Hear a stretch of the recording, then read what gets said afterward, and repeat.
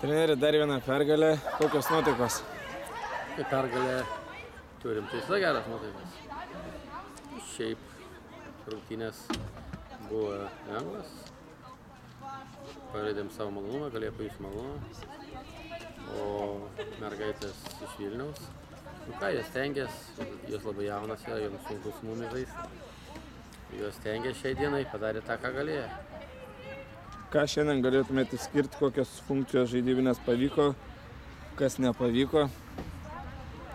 Sunku pasakyti, nes pradžia gal buvo sunku, nes mums padiktinės dangus.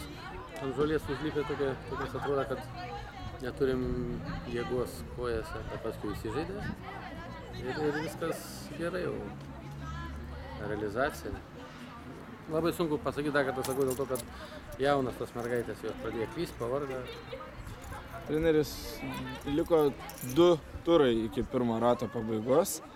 Kaip įvertintumėt visą šitą etapą nuo pat pradžios iki dabar? Nu, šiaip tai kokie planai buvo siekti tose varžybose pergalių, tą ir siekiam, tą kokios įvykdėm.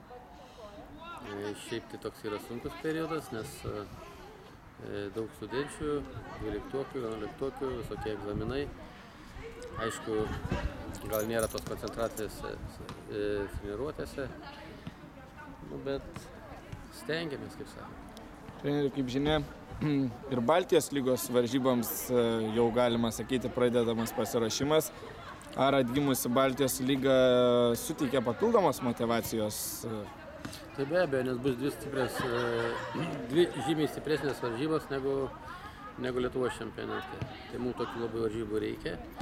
Mes didelę dalis važiuosim į Lenkiją žaisti, didelę mūsų komandos žaidėjų. Ir tenai turėsim labai stiprias varžybas, ten turėsim paskui 2 su Baltijos stiprias. Tai tobulėjimai bus kur.